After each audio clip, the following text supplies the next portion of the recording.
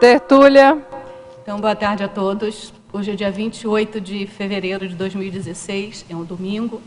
O verbete é de número 3.677, ele tem 7 páginas, 49 elogias e 14 máximos. O tema, Canto da Sereia, foi elaborado segundo a especialidade Intencionologia. Quem redigiu o verbete é o veterano na Conscienciologia, mas neoverbetógrafo, o Ivan Somariva. O Ivan Somariva, ele é brasileiro, natural de Verê, Paraná, graduado em Direito, ele é especialista em Direito Civil e Processual Civil, é voluntário da Conscienciologia desde 2013 e ele agora é professorando da reaprendência, ou seja, ele entrou no curso da reaprendência para se formar em professor. O canto da sereia é a comunicação mal intencionada promovida pela consim ou consciex assediadora e ou guia amaurótica, atraindo pessoas incautas por meio de apelo fantasioso e enganoso, não raro utilizando-se de sedução holochacral, podendo causar bloqueio mental, antidiscernimento, acriticidade e desrazão. Na pensenologia, nós destacamos o holopensene pessoal da comunicação anticosmoética, o ato de sustentação pensênica da enganação, o holopensene pessoal da convivência anticosmoética, o holopensene pessoal da enganologia, o holopensene lendário e mitológico, a antirretilinearidade autopensênica, a autopensenização predominante na amoralidade. A retilinearidade pensênica aplicada à análise e interpretação dos insights intra- e extrafísicos, a autodecisão da mudança do bloco pensênico. Na fatologia, a comunicação anticosmoética enquanto instrumento de insistência, manipulação e pressão consciencial. A expressão cuidado com o canto da sereia, sendo alerta para o poder de atração irresistível nas interrelações. A comunicação da pessoa com o objetivo de seduzir homens e mulheres carentes. As citações mentirosas sobre traição nas separações conjugais, sendo fonte de sustentação de discórdia. A ingenuidade e a criticidade das pessoas em acreditar nas conversas fiadas. Os deslumbramentos oferecidos pela SOCIM causando os desvios proexológicos, as manipulações da fé enquanto prática antiga a se perpetuar no tempo, o engano e o desperdício de tempo causado pelas redes sociais quando usadas sem critério, as auto- e heteropesquisas enquanto mecanismo para alcançar a autolucidez e o senso crítico. Os fatos sempre esclarecidos, a verdade relativa de ponta, indicando conduta cosmoética. A glasnost, aplicada à autointencionalidade e à comunicabilidade interconsciencial. A virada evolutiva a partir de nova conduta consciencial. A sensatez, a higiene consciencial, a maturidade consciencial, a opção pela cosmoética. A gente chama a atenção que essa fatologia dele tem 30 linhas, ou seja, mais de 20 linhas, o que constitui o máximo para o verbete. E a gente só deu uma pincelada aqui, né? A gente vai ter que destrinchar ela aqui durante a tertúlia, tá certo? Na parafatologia, nós destacamos a ausência da sinalética energética para a psíquica pessoal, a manipulação energética anticosmoética, a influência energética patológica do canto da sereia, o assédio interconsciencial físico e extrafísico constante na intrusão doentia de ideias, emoções e energias, o estudo das manipulações sociais, podendo ocasionar autorretrocognições, o canto das sereias extrafísicas e as manipulações anticosmoéticas. O grupo extrafísico anticosmoético referendando a prática enganosa. Aqui na argumentologia, nós chamamos a atenção do parágrafo caracterologia, que, concernente à intencionologia, o verbetógrafo classifica em 6 tipos de comportamentos nosográficos a manifestação da consciência por meio do canto da sereia. Na profilaxia, sob a ótica da reciclologia, o verbetógrafo apresenta para a gente 10 medidas profiláticas úteis para a autossuperação do canto da sereia. E na terapeuticologia, sobre os critérios da autoconsciencioterapia, ele faz aí uma discussão sobre as técnicas autoconscienciométricas e autoconsciencioterápicas, que são bem importantes. Na remissiologia, nós destacamos acriticismo, consciência crítica cosmoética, obviamente para contrapor, né? Consim manipuladora, lisura e verdade prioritária. O canto da sereia, comunicação mal intencionada e sedutora, impede a autoconscientização, a autorreflexão e a criticidade da consciência, obstando a vivência da autoabnegação cosmoética. Você emprega o canto da sereia nas atividades diárias e nos relacionamentos interpessoais para obter vantagens anticosmoéticas? Ainda se utiliza de comunicação sedutora para autoafirmação da força presencial? Na filmografia específica, o verbetógrafo apresenta 2 fontes, né, de referência, ou seja, 2 filmes, e na bibliografia específica ele apresenta 13 fontes de referência. Agora nós vamos ler a mega-análise elaborada pela equipe de mega-análise da Enciclosapiens, que é constituída por Ana Maria Rocha, Marilene Raganin e Socorro Frazão. Engano, sedução, ingenuidade, manipulação, anticosmoética, distorção, esperteza, autoassédio, amoralidade, autocorrupção, acriticismo, incoerência, imaturidades, comportamento, autorreciclagens, autodissimulação, autopato, pensenidade, cosmoeticologia, intencionologia e parapatologia. Eu queria aqui chamar a atenção de vocês todos, teletertulianos e tertulianos, que aqui nós recebemos hoje, para comemorar aí a estreia do Ivan, nós recebemos aqui 30 cascavelenses, ou seja, pessoas residentes em Cascavel, né? E a gente tem pouca gente para bater palma para vocês mesmos vão bater palma para vocês. A gente vai dar uma salva de palmas aqui.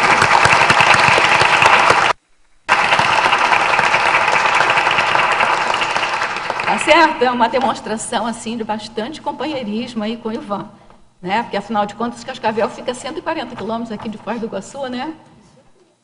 Ah, e foi uma surpresa, né? Então tá ótimo. Ivan, a gente sempre faz uma pergunta para começar as tertúlias, que é a seguinte: o que te levou a fazer esse título de verbete? E mais, durante a elaboração do verbete, eu sempre gosto de saber, assim, se for possível você contar, se houve algum percalço, algum insight também positivo, se você enfrentou algumas dificuldades na elaboração do verbete do ponto de vista da pressão extrafísica, tá certo? Ou o contrário, se você foi bem amparado, como é que foi escrever o verbete para você também, se você puder falar para a gente. Sim, então vamos por partes. Tudo bem. Esse tema, esse nome, Canto da Sereia, sempre me causava um fascínio. Durante toda essa existência atual, né, esse nome me era muito assim atraente, sedutor. Mas assim, quando que eu decidi escrever por esse tema? Vou procurar ser breve porque a história é longa, né? Tá. Eu acho que foi em 2014, eu e a Tânia, a minha dupla que está aqui do meu lado, nós fomos fazer um atendimento pontual com o professor Mário Oliveira na CIP, numa quarta-feira à tarde. E eu falei para ele: professor, eu tenho muito problema de devaneios. E aí ele deu um sorriso, né? Um sorriso como: tenho a resposta, né? E ele falou assim: pegue um tema que você goste e estude por 3 anos. Você vai acabar com o devaneio. E aí, como eu já tinha esse fascínio por essa, eu falei: não, é este o tema. E venho estudando e tem sido muito, muito interessante estudar esse tema, porque a minha holobiografia está toda aí dentro desse tema, né? E principalmente nessa vida eu tive muitas situações onde eu me deixei envolver pelo canto sedutor das sereias, né? Que é uma metáfora, né? Ah, e você é advogado, né? A gente eu leu sou aqui advogado. há pouco. Você não acha que tem tudo a ver também? Tem tudo a ver. Tem tudo a ver com a minha profissão, com o modus operandi da advocacia também, né? E com todos os relacionamentos sociais, né, interpessoais, né? Entende?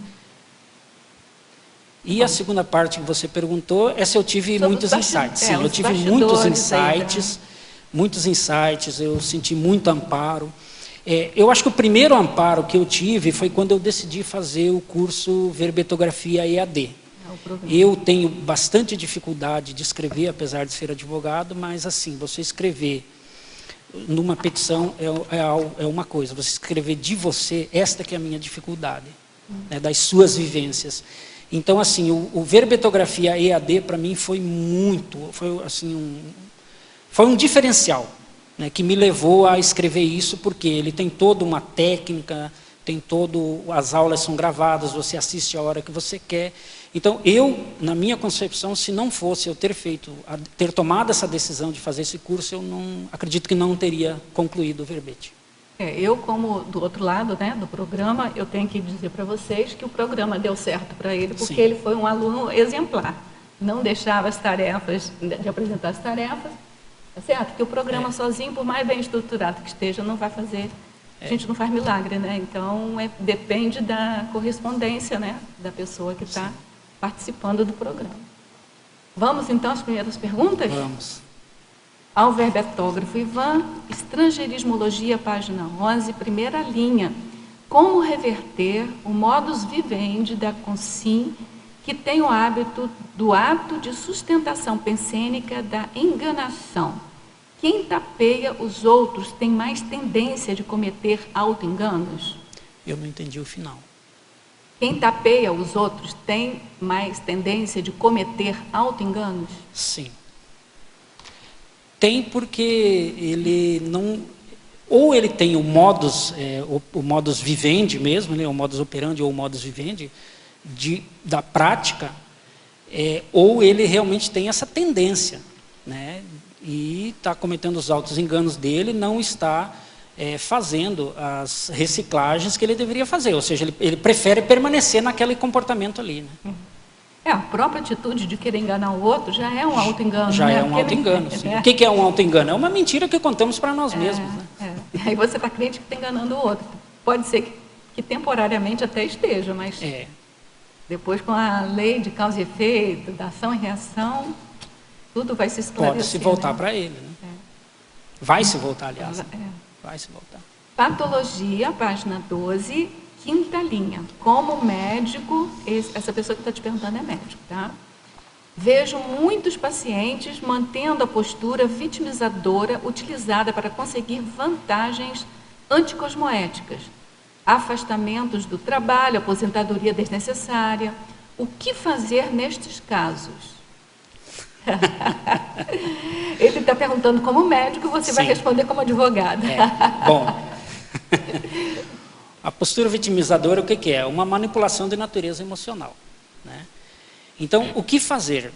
Primeiro, eu acho que ele tem que ter a profilaxia de saber até que ponto realmente aquilo a pessoa tem uma necessidade. Agora, se ela não tem essa necessidade, ele vai ter que se posicionar e dizer, olha, eu entendo que você não tem essa necessidade. Mas isso, claro, ele vai ter que se cercar de todos os cuidados médicos, né, para entender se realmente aquilo ali está sendo uma manipulação, porque a gente sabe que isso ocorre. Muito, né?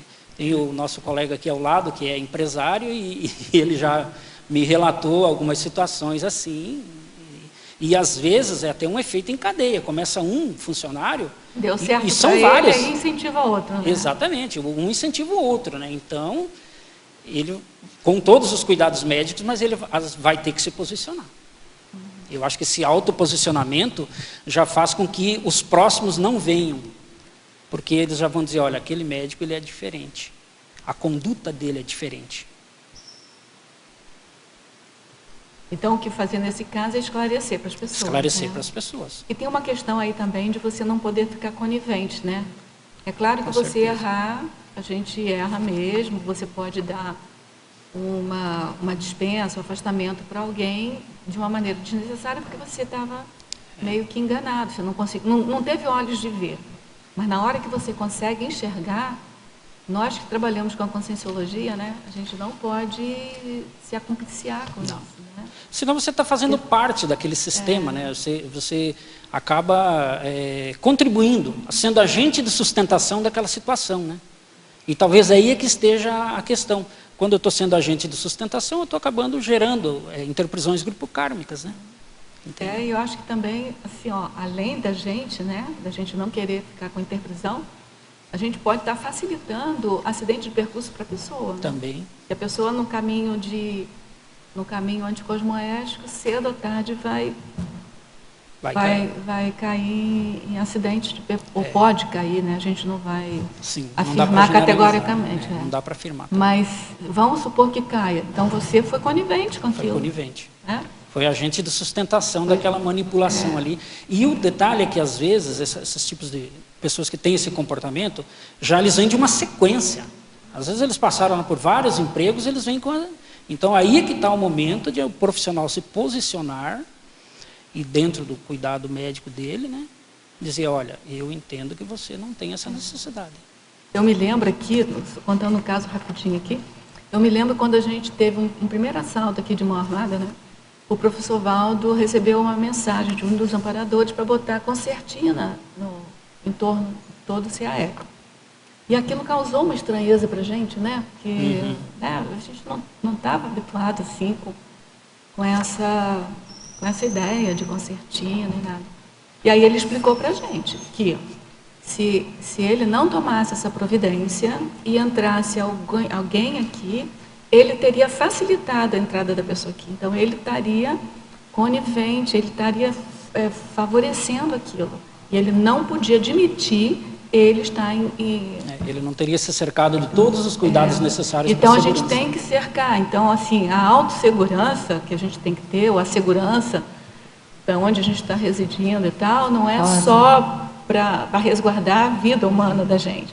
É assistência ao outro. Você não pode permitir que o outro faça aquilo pelo outro, não por você. Rosa, daria para você falar mais alto? A gente não está te ouvindo. Ah, é?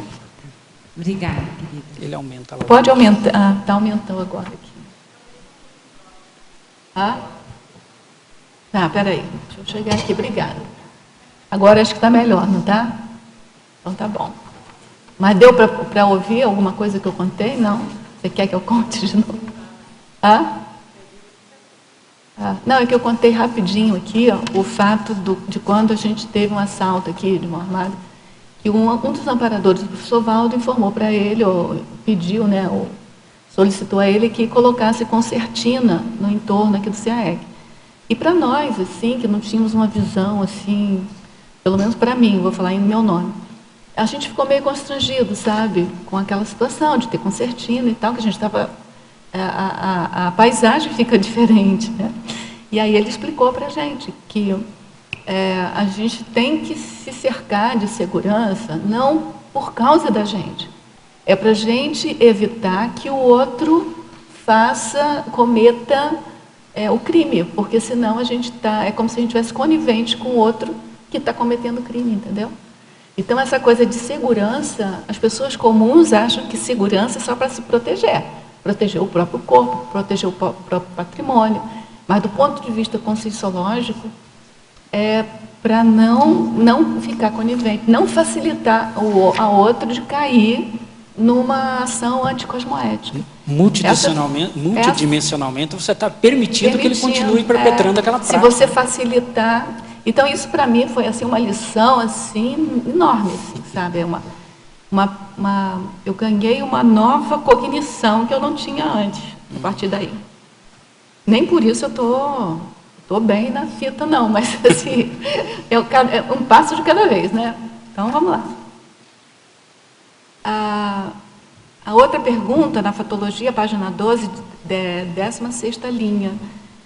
Em ano eleitoral, o que devemos observar para não cair no golpe da propaganda eleitoral enaltecendo a imagem do candidato?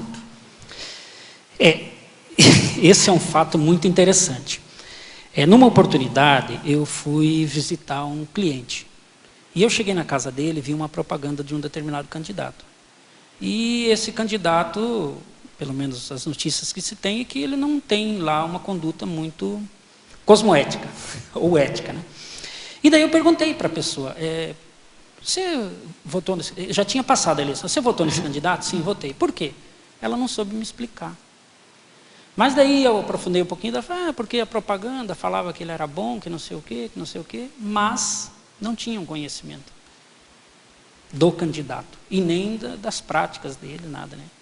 Então é isso mesmo, é ter o discernimento, né? Ter a criticidade de pensar, poxa, mas espera aí, essa pessoa que eu estou confiando o meu voto, como é que é a conduta dela?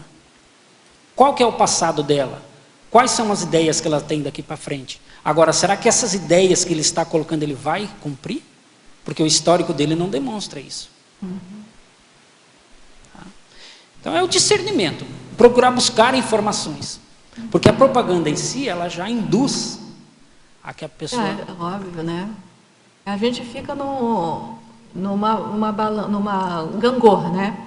Ou a gente ouve propaganda do próprio candidato, que é maravilhoso, ou então a gente ouve a propaganda do anticandidato, né? Que aí ele não presta, ele é terrível. Então, como é que você vai ter o discernimento? A informação é bem complicada mesmo. Complicada. Mas eu acho que hoje nós temos mecanismos para internet, busca de informação, né? Aí o que não pode é a pessoa ficar na zona de conforto de não procurar. Né? Porque as informações estão aí. Agora, eu posso me acompliciar, vou lá e voto, um voto inconsciente, sem pesquisar histórico, sem pesquisar a vida da pessoa, sem nada, né? Professor Ivan, na sua experiência profissional na advocacia, qual a manifestação mais recorrente do canto de sereia? Da sereia. É lá da sua terra, Cascavel. É o vencer a qualquer custo. É? O vencer a qualquer custo. Até a gente está vendo a situação atual agora que está passando o país aí com a Operação Lava Jato, né? E você vê assim que os advogados eles se desdobram em argumentos e os argumentos nem sempre são os mais cosmoéticos. Até recentemente eu presenciei no noticiário que foi feita uma carta aberta aí à nação de alguns advogados que defendem esse pessoal, né? Não estou aqui criticando o profissional e nem nada, mas assim, até que ponto aquela carta ali não é apenas uma forma de influenciar a opinião pública? Porque eu assisti uma entrevista do juiz em questão lá que está fazendo a frente dos julgamentos dessas ações, e ele falou lá, acho que foi numa abertura de aula inaugural de algum curso, não me recordo bem aonde, e ele fala que isso só irá à frente se tiver o apoio da opinião pública. Então, até que ponto talvez essas atitudes não são para minar, né, a opinião pública, né? Exatamente. Criar descrédito na operação e nas pessoas que estão envolvidas com isso, né? Essa, como é que chama? Delação premiada, né? É uma coisa terrível, ao mesmo tempo é a solução, né? Porque imagina você... eu vou copiar um colega lá de Cascavel, que um dia, conversando numa situação dessa, ele falou assim, nesse momento, é o que nós temos de melhor. Pois é. No sistema jurídico, né? Mas é tão assim, intimamente desconfortável você ver as pessoas tendo que passar por isso, né? Elas, eu não sei nem eles se não sentem estão lá à tanto. toa, né? Eu não sei nem se eles sentem tanto, mas assim, a gente fica desconfortável, né? Porque imagina, são pessoas assim adultas tendo que delatar o outro para poder diminuir a pena. Mas é a coisa mais bem bolada que eu já vi. Pelo menos no momento atual, eu acho que sim, né? Até porque se a gente for entrar na questão do direito mesmo, são diversas opiniões, diversas doutrinas, né? Cada um defende um ponto, né? Mas, pelo menos do histórico que se tem aí de outros países, o que tem funcionado de melhor, né? Do malus menor, né? Dos males menor. Pergunta, estrangeirismologia, o know-how da manipulação. Como que você, enquanto advogado, consegue evitar essa prática em todas as suas ações? Ou se não consegue, e se já perdeu clientes por causa disso? Eu não entendi o final. Se já perdeu clientes por conta de evitar o canto da sereia nas suas ações judiciais? Olha, é assim. Lá, eu E a Tânia, nós somos advogados. Atualmente ela não está mais no escritório, que ela tomou a decisão, fez a escolha de ser professora lá de prática jurídica numa universidade lá de Cascavel. Mas assim, quando a gente tem um posicionamento e busca cosmoética, até os próprios clientes já fazem a seleção dos advogados. Então assim, o posicionamento da gente já faz uma seleção meio que natural, que eles não... já tomam um certo cuidado, até a gente, durante a entrevista, a gente toma cuidado com algumas questões. Eu até coloquei, quando vocês pediram lá, o que tinha permeado a escrita do verbete, e eu coloquei o seguinte, que quando você passa uma procuração para alguém te representar, você passa poderes físicos e extrafísicos. Porque você não sabe quem é aquele profissional. Então, até nisso, quem está escolhendo o advogado tem que tomar cuidado. Que às vezes a pessoa não tem aquela intenção, mas o advogado acaba induzindo. Nós lá procuramos já fazer o atendimento pontual e tomar cuidado com o que tem por trás daquela história. Às vezes, e o cuidado é para que a gente não seja agente de sustentação, para que fatos aí até passados venha acontecer agora, né? Então, assim, o nosso posicionamento já evita que esse know-how, essa técnica, esse conjunto de conhecimento e de práticas de manipulação sejam implantados. Então, acho que o posicionamento pessoal é muito importante nisso. Até uma vez eu ouvi um comentário de alguém dizendo assim, aquele advogado lá, ele é bom, ele ganha tudo. A que custo? A que custo ele ganha tudo? É muito interessante isso, entende? E aí, assim, como a gente conhece o perfil de alguns profissionais, a gente já sabe que eles atendem determinado tipo de cliente. A gente tem aqui na Conscienciologia, moradora de Foz do Iguaçu, não sei se você conhece, a Márcia Ran, é uma advogada, ela defendeu o verbete Advocacia Interassistencial.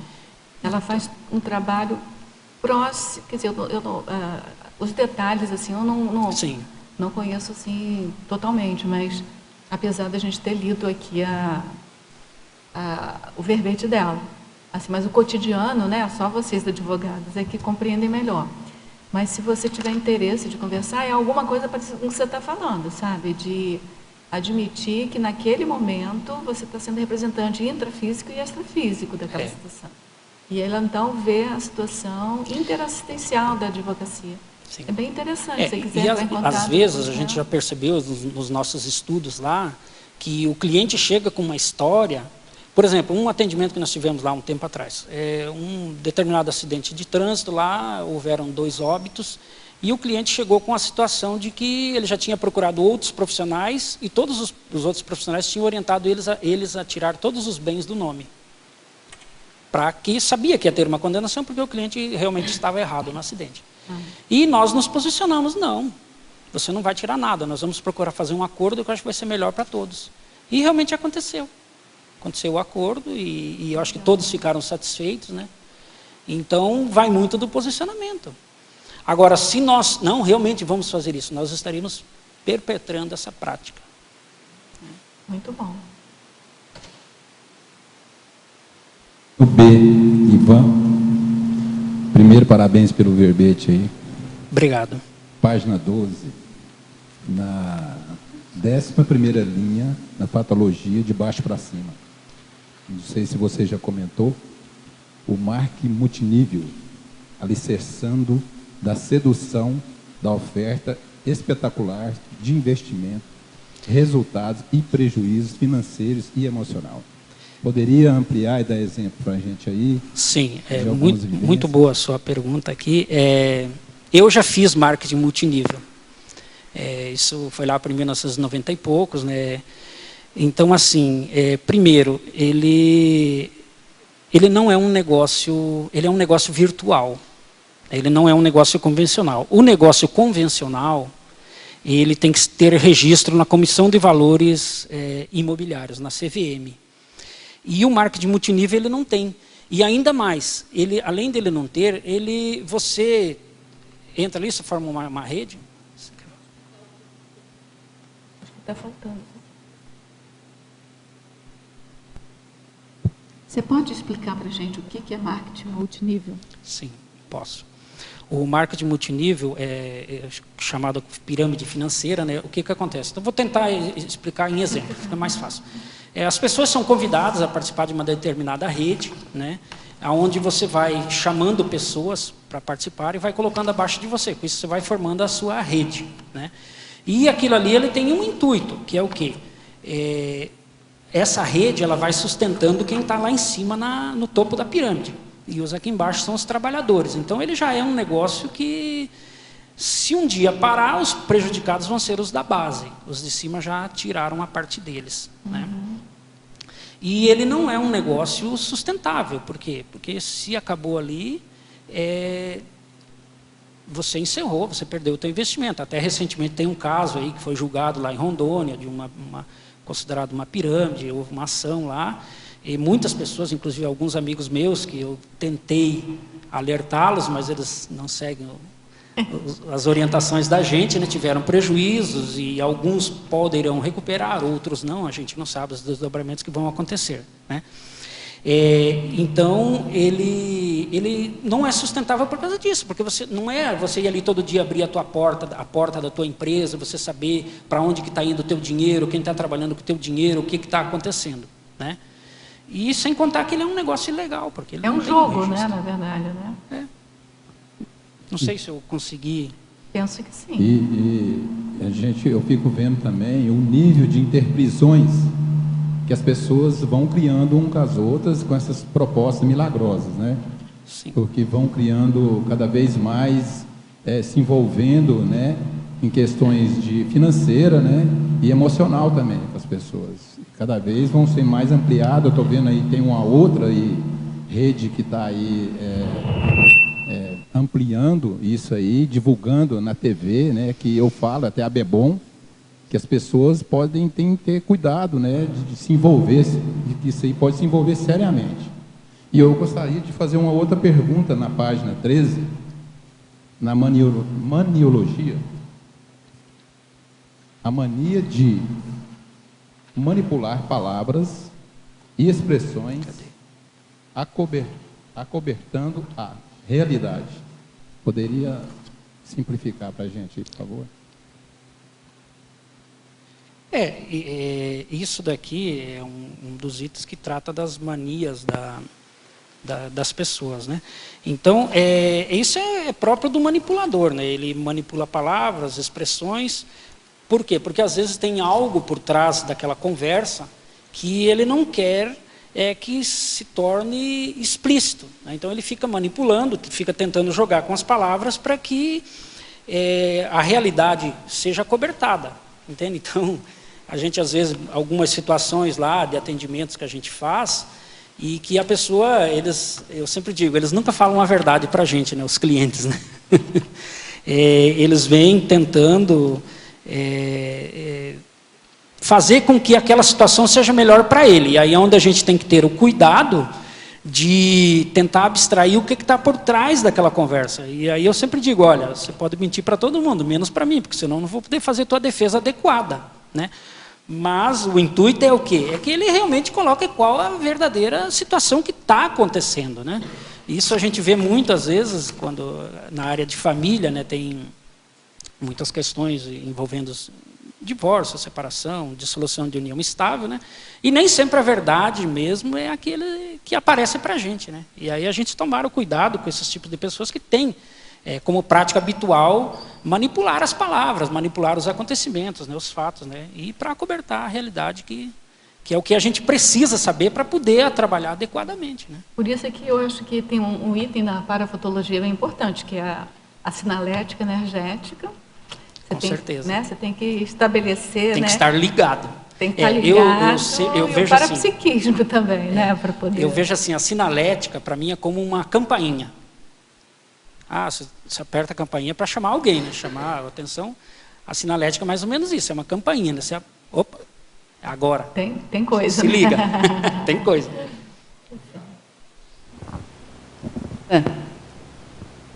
Parabéns. A gente está muito orgulhoso de você estar aqui representando, defendendo o verbete. Fatologia, na 8ª linha de baixo para cima, você coloca aqui os deslumbramentos oferecidos pela SOCIM, causando os desvios proexológicos. Você, no grupo onde percebe essa situação, qual seria a tua intervenção, tua assistência de esclarecimento, e de que forma você poderia fazê-lo? Bom, o que são os deslumbramentos da vida? As diversas situações aí onde a gente se deixa, às vezes, levar pelo aquisição de bens, de patrimônio, de capital, viagens e tal, né? Agora, será que isso realmente é a minha ProEx? Será que isso realmente foi o que eu assumi de compromisso lá no curso intermissivo para vir fazer aqui? Pode ser que sim, pode ser que não. Ter patrimônio, fazer viagens é muito bom. Agora, aí vai a reflexão pessoal de cada um, o discernimento de cada um, de saber até que ponto aquilo ali não é um desvio de ProEx, né? Então, isso é uma reflexão muito pessoal. Agora, se a pessoa tem um incômodo, se ela está ali, está envolvida naquela situação da vida dela, mas aquele incômodo é constante, aí eu acho que ela tem que ter o discernimento de perceber até que ponto eu continuar angariando patrimônio, eu continuar viajando, é realmente a minha proposição. O que eu me comprometi lá no curso intermissivo para vir fazer aqui. É o para quê, né? Para quê? Para quê? Nada eu sempre costumo dizer, né?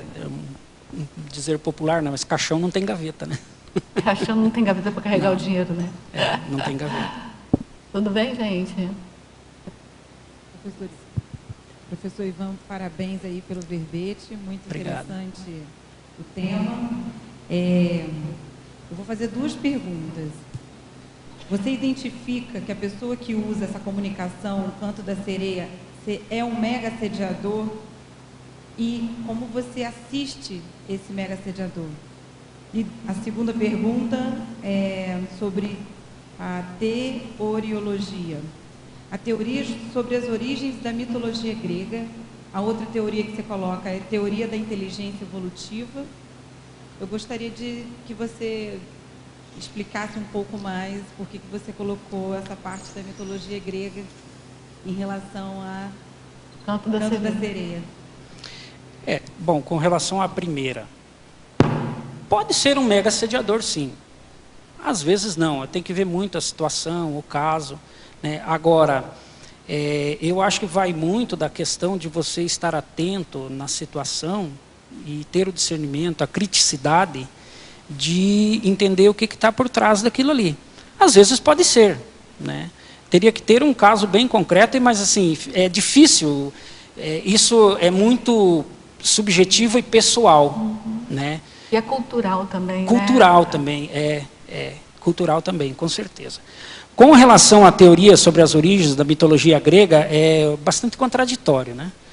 Tem várias teorias, eu estudei algumas, né? Mas com relação à mitologia, o que acontece?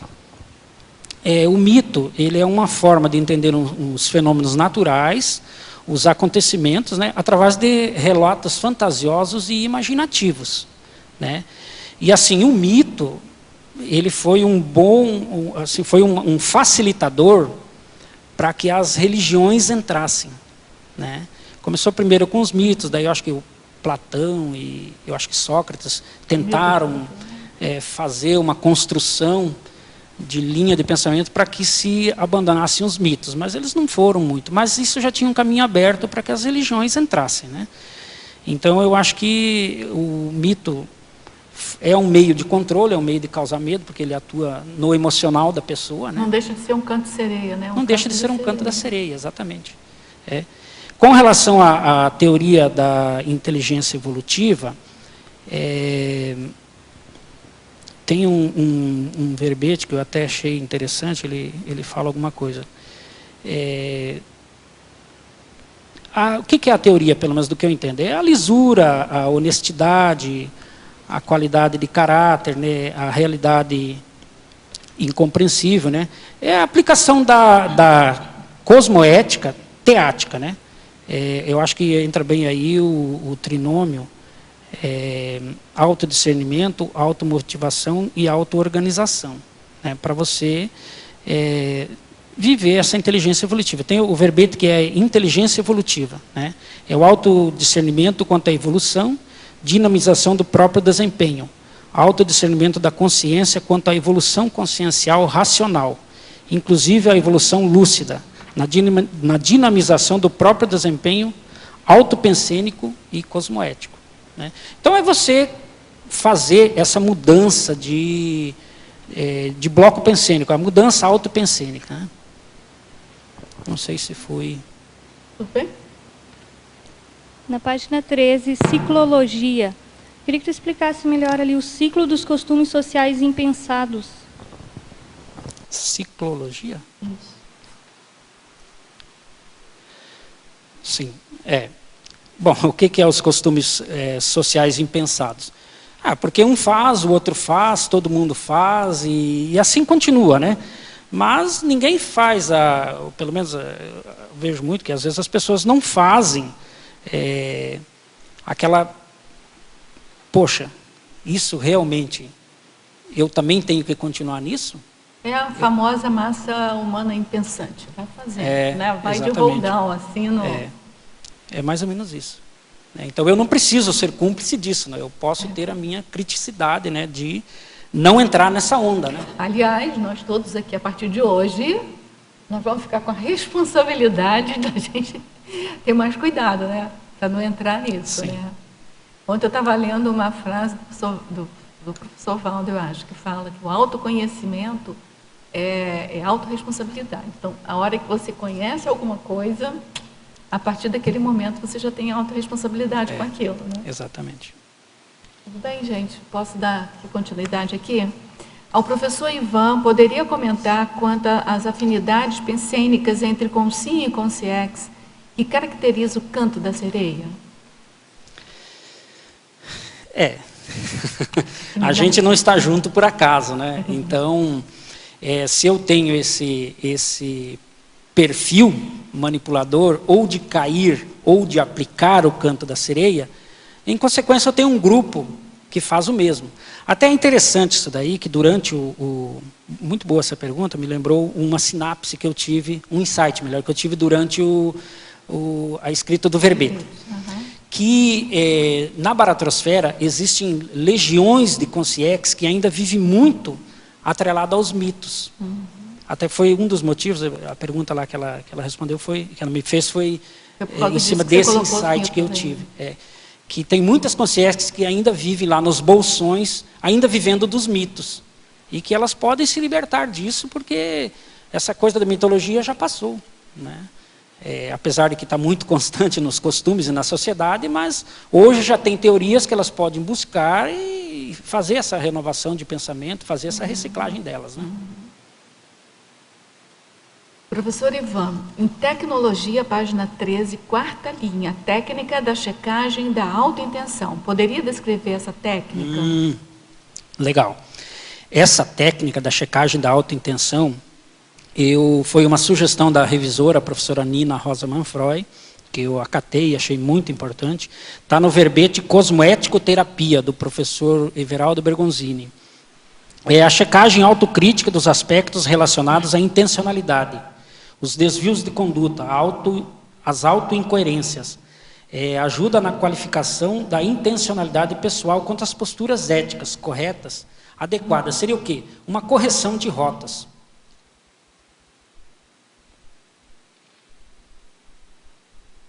Tudo bem? Sim. Eu estava procurando aqui essa técnica, eu acho que é da consciencioterapia. Que eu acho que Da consciencioterapia, né? Isso mesmo. Professor Ivan, em estrangeirismologia, página 11, o know-how da manipulação. Poderia comentar com exemplos?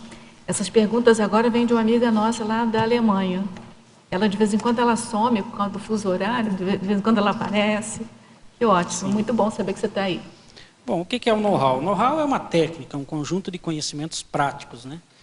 Então, o manipulador, ele tem toda uma técnica desenvolvida. Então, por exemplo, quando eu estava iniciando a minha vida profissional, eu sou militar aposentado, né, do Exército, né? Mas assim, quando eu iniciei no Exército, isso foi em 1988, eu ainda não tinha muito definido o que eu queria da vida. Então eu fui fazer muitos cursos de vendas e assim, e lá, não que a venda, né, não é todos que acontece isso, mas pelo menos eu vi muitos ensinamentos de técnicas para você conseguir entrar no cliente, né? Até outro dia assistindo um filme, nós temos lá em Cascavel o chamado Cine Pipoca. Nós nos reunimos, assistimos um filme e fazemos um debate conscienciológico após o filme, né? Então, foi uma técnica aí de estudo da conscienciologia aplicada pela Ana Rita e pela Tereza quando elas eram coordenadoras lá, né? E assim, então, a gente, nesses cursos, a gente aprendia muitas técnicas de como entrar na pessoa. Então, nesse filme eu falava assim, para você conseguir conversar com uma pessoa, você tem que conhecer algo dela. Né? No filme falava isso, né? Nesse filme que nós assistimos recentemente. Então, assim, esse know-how é a pessoa ter essas técnicas de manipulação que ela vai ficar estudando a pessoa para ela conseguir aplicar o canto da sereia, né? É mais ou menos isso. Em Fatologia, página 12, 7ª linha, checagem emocional dos relacionamentos. Poderia aprofundar? Achou? 7ª linha. A 7ª. 2, 3, 4. Checagem emocional. A chantagem emocional dos relacionamentos. Desculpa, eu estou lendo errado. Checagem, chantagem. Bom, o que é a chantagem? É uma exploração emocional. Né? Qual que é o problema aí de se usar a chantagem? É que o chantagista ele age de acordo com seus interesses, né? Ele causa medo. Então, às vezes a gente ouve lá algumas situações que a pessoa quer terminar o relacionamento, o outro não quer, aí ele fala, se você me deixar eu vou me suicidar. Então, o que ela faz? Ela obsta o discernimento do outro, né? Através do medo. Né? É mais ou menos nessa linha de entendimento. Entendi. Em Fatologia, página 12, 9ª linha de baixo para cima. A ingenuidade e a criticidade das pessoas em acreditar nas conversas fiadas. Poderia expandir, por gentileza? Eu via muito isso daqui quando eu estava no exército, sabe? Às vezes... ou por não ter assunto, ou por ter assunto demais, as pessoas perdiam horas ali falando de conversas afiadas, de coisa que não levava a lugar nenhum. E o pior, tinha público para isso, né? Situações em que não tinha nenhum proveito próprio, nenhum ensinamento de vida, né? E detalhe, muitas dessas conversas afiadas, às vezes, era até sobre pessoas, sobre alguém. Né? Isso também a gente vê na vida, né? É uma conversa que não vai levar a nada, que não acrescenta. Aí, qual que seria aqui a profilaxia disso? É você não entrar nessa e ver que aquilo ali não vai acrescentar nada. E ao contrário, pode até causar um problema maior, né? Então você ou se retirar, ou fazer uma intervenção sutil, né? E dizer, olha, isso não está levando a nada, né? Na Argumentologia, página 15... Profilaxia. Itens. Autoenfrentamento. Eu vou dizendo um a um, mas eu vou ler primeiro tudo. Autoenfrentamento, autenticidade, transparência. Poderia comentar e dar alguns exemplos neste contexto? E aí eu vou aproveitar agora e vou complementar, porque já fica... tem um outro teletertuliano que te pede para... falar sobre o 4, 5, 6 e 9, ou seja, autoexposição, autocontrole, autocrítica permanente e a transparência coincide. Então, pelo que eu vi aqui, você pode falar... de todos. Pode falar todos. Bem, o autoenfrentamento, eu sempre tive muito problema com essa questão do autoenfrentamento, eu, apesar de sempre gostar de desafios, mas assim, eu sempre tive dúvidas comigo mesmo, né? De se eu realmente deveria fazer aquilo ou não. E assim, quando eu comecei a estudar a conscienciologia, eu vi, primeira coisa, aqui todos olham nos olhos, né? Não tem muito esse negócio de ficar se esquivando ou coisa assim, é olho no olho, né? E vamos lá. E assim, me trouxe muita, o estudo, os cursos que nós fizemos, me trouxe muita, assim, gabarito para fazer o autoenfrentamento. né? Então, desde que no dia 8 de setembro de 2012, eu e a Tânia estávamos sentados lá em cima, na última fileira lá, e o professor Valdo aqui embaixo, e foi quando nós tivemos o primeiro contato com a Conscienciologia. E daí eu olhava e falava assim para a Tânia, eles são muito inteligentes aqui, nós temos que nos preparar. Então, assim, o que eu fiz? Eu comecei a fazer, buscar técnicas de autoenfrentamento, e isso começou a me dar essas feedbacks para os autodiagnósticos, né? E para mim ter o meu posicionamento cosmoético. Então, o que eu fiz? Nós começamos a fazer vários cursos, depois surgiu a possibilidade de começar o trabalho voluntário na Aracê, lá em Cascavel, nós já entramos, aí fizemos os cursos pela Aracê, aí agora, o ano passado, surgiu a oportunidade de eu e o Jade sermos os coordenadores lá, eu me posicionei, né? Daí agora surgiu a oportunidade do curso da docência na reaprendência, novamente nós nos posicionamos, né? O curso vai acontecer sim, vamos lá. Houveram algumas situações que, mas porque nós estávamos numa imersão, surgiu a dúvida, será que aquela palestra vai acontecer? Não, ela vai acontecer sim. Nós temos gente capacitada para isso e vamos lá, entende? Então, esse autoenfrentamento que eu tenho feito comigo, eu tenho visto que tem surtido reflexos no grupo. O grupo também está fazendo esse autoenfrentamento. Tá. Autenticidade. É você ser autêntico com aquilo que você tem como valores evolutivos, né? Ter uma conduta clara, né? Você não titubear, né? Ou então, porque você acredita, você vai deixar, não, eu até acredito, mas aquela pessoa ali, não sei. Não, continua com a sua autenticidade. Isso, para mim, foi uma profilaxia, né, uma medida preventiva muito interessante, né? A autoexposição teática aqui, eu pensei na seguinte situação. Quando eu comecei a estudar, eu sempre perguntei muito, e eu pergunto muito mesmo. E faço a minha autoexposição da minha situação, da minha situação de vida, né? O que aconteceu comigo, quais as situações que me levaram a ter determinadas atitudes. O autocontrole, esse depois aqui é vem o interessante. autocontrole também. O autocontrole, né? Essa é interessante. Eu sou oriundo do meio militar, eu já fui seminarista, e assim, eu sou belicista. Tem bastante experiência, né? Do seminário ao militarismo e agora com sociologia está onde? E eu sou bem belicista. Mas assim, eu tenho... Você não você foi, atualmente né? não, né? Porque eu já tenho essas medidas você profiláticas. Eu já fui, né? Mas o meu passadão aí é belicista. Tive algumas retrocognições aí de vidas passadas que eu era envolvido com militarismo, né? Então, assim, esse controle, até mesmo da agressividade. Porque isso causa ruminação mental. Você fica ali, aquele negócio, e não vai, e aí gera os patopensenes, e já vira aquela interprisão grupocármica ali, né? Então, é ter o autocontrole constante, a vigilância constante de que você tem que ter uma... Às vezes até você está lá numa reunião de voluntários discutindo um assunto, um tem um posicionamento contrário, o outro favorável. Você ter essa mediação ali de entender as diversas opiniões, né? Tá.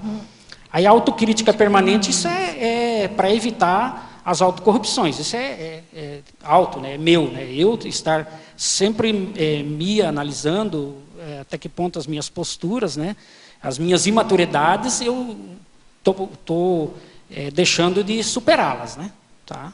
E agora vem a transparência. Transparência.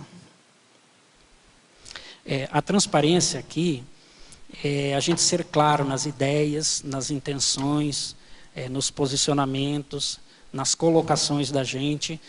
Transparência lá da Glasnost mesmo, né? A gente ser transparente das intenções da gente, né? Entende? Foi nesse sentido que eu coloquei. Quer perguntar, Conceição? Obrigado. Pelo verbete.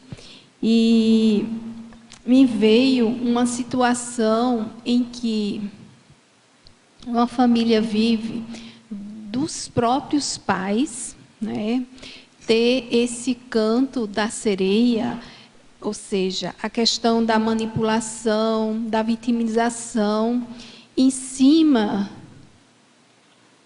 da filha, né? E evitando, moldando ela de forma que faça o que eles querem, né? É aquela questão do poder, né? De ter, não sei se é receio de proteção demais, ou seja mesmo patológico, né? Patologia dos pais de querer que aquela filha faça e siga e haja da forma que eles querem. Eu queria saber, assim, dentro da sua experiência, estudos, pesquisas, como parentes, né, que identifica essa patologia poderia ajudar, entendeu? Essa consciência, né, que está sofrendo essa situação dos próprios pais, né, correndo o risco até de não suportar e se suicidar, ou coisa até, né, bem mais patológica e séria dentro desse quadro, né, de patologia dos pais. O que você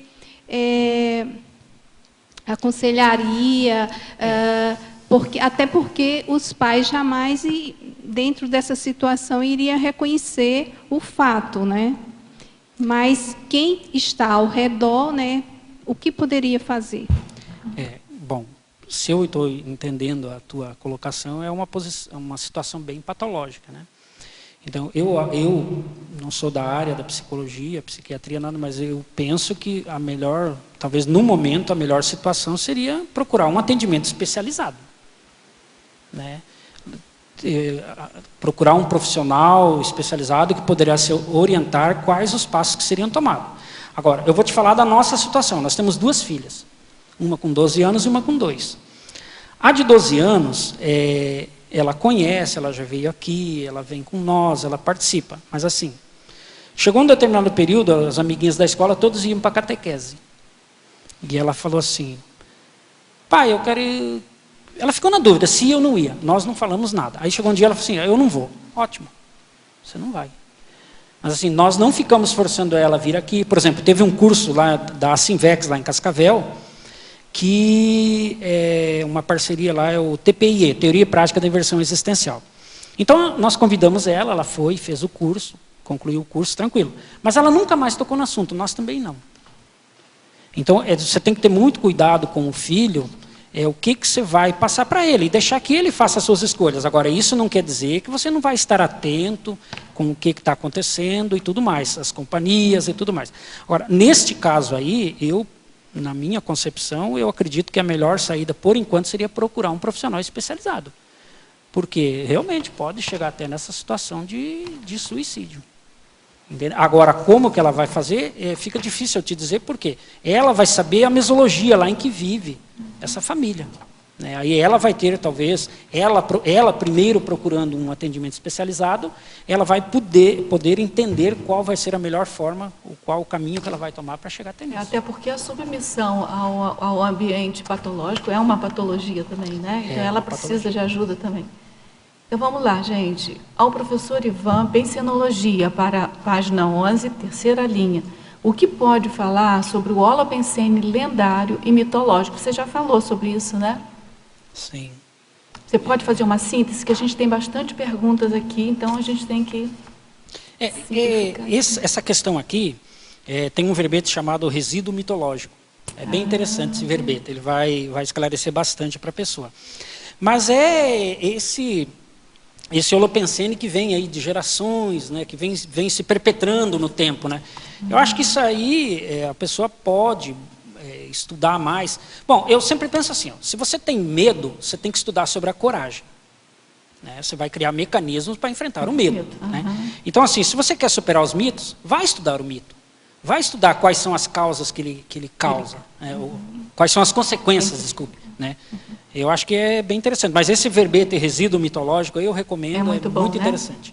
Na Pensenologia, página 12, primeira linha, poderia discorrer sobre a retilinearidade pensênica aplicada à análise e interpretação dos insights intra- e extrafísicos? É você ter o pensamento, você estar atento, ter o pensamento reto e entender. Às vezes vem um insight, mas ele não é um insight adequado para aquele momento. E às vezes até um insight patológico, né? Então você ter essa retilidade pensênica de procurar entender e compreender se aquele insight realmente serve. Se naquele momento ali onde você está tendo uma conversa, vem um insight, aquele insight vai ser bom.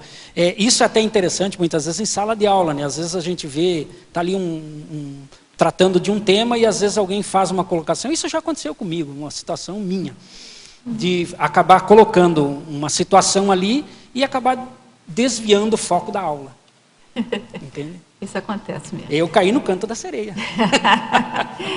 Em Fatologia, página 12, final da 12ª linha, eu gostaria que comentasse sobre música sendo instrumento manipulador de emoções, incitando o consumo, incentivando idolatrias e vendendo ideias espúrias. Qual a linha mesmo? 12ª linha da página 12, na Fatologia. De baixo para cima ou de cima para Não, baixo? de cima para baixo. Ah, não, tá, já entendi. Bom, aqui é o seguinte,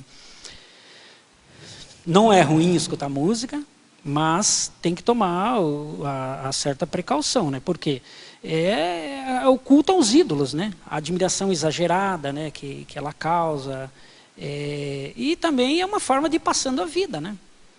Tem umas letras também que e tem umas letras que elas são agressivas. Por exemplo, uma situação. A Tânia foi convidada agora no carnaval para ir num determinado local lá para carnaval, para levar as crianças, carnaval de criança. E ela chegou no matinê de carnaval, né? E chegou ali, em pouco tempo ela pegou e foi embora, porque as músicas que tocavam lá não contribuíam em nada, ao contrário, né? Eram músicas bem... Ela não durou muito tempo lá, pegou as filhas e foi embora. É isso aí. Em Fatologia, página 12, 13ª linha, então logo abaixo.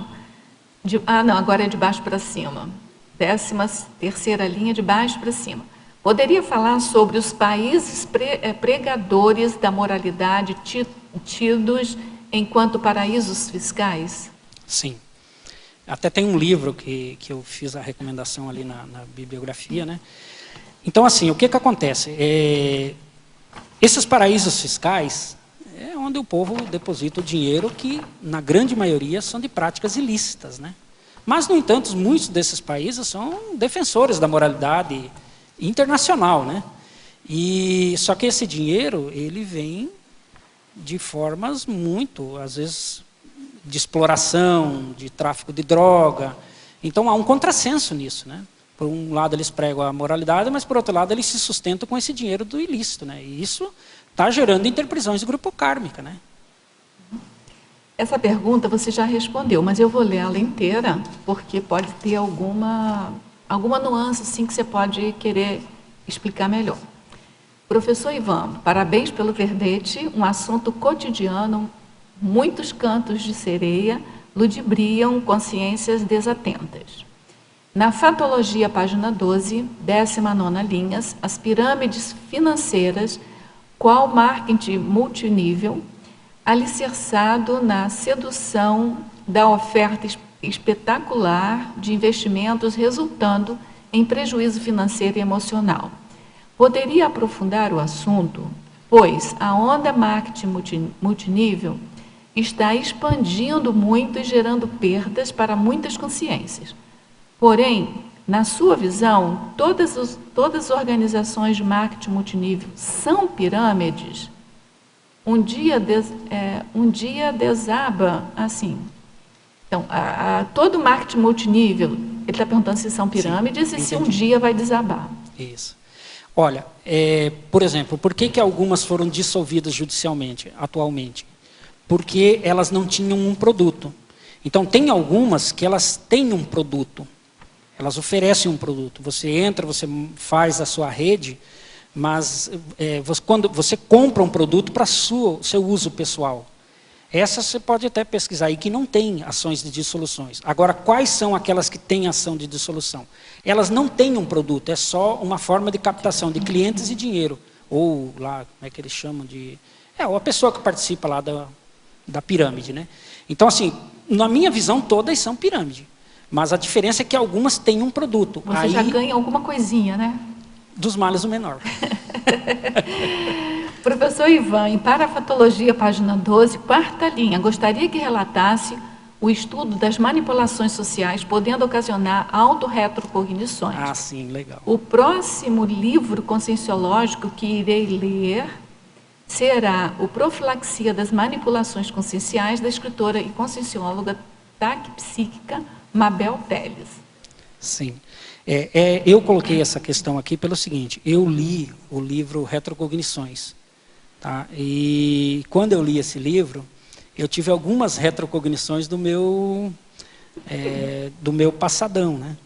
Entende? Então, assim, as manipulações sociais, normalmente a pessoa está repetindo já coisas que ela já fez, né? Foi nesse sentido que eu coloquei, né? E para mim isso veio bem claro nas retrocognições que eu tive. E eu repeti muitas práticas nessa vida, né? Aí, até pouco tempo, repeti muitas práticas. Aí, felizmente, estou superando. Não é para amenizar o seu constrangimento, mas todos nós aqui já fomos da monarquia, da rebe, da religião, da luta armada. Então, assim, todos nós temos esse passadão. Alguns mais arraigados, mais recentes, outros menos. Mas assim, isso não vai amenizar a sua responsabilidade, nem a nossa, né? Sim, com certeza. Mas é só para a gente se sentir em grupo, entendeu? Com certeza. Concordo. Professor Ivan, Fatologia, página 12, 11ª linha de baixo para cima, poderia comentar sobre a sedução dos empréstimos consignados, causando inobservância das formalidades contratuais? Sim. Essa questão aí a gente vê muito no escritório, principalmente com os idosos.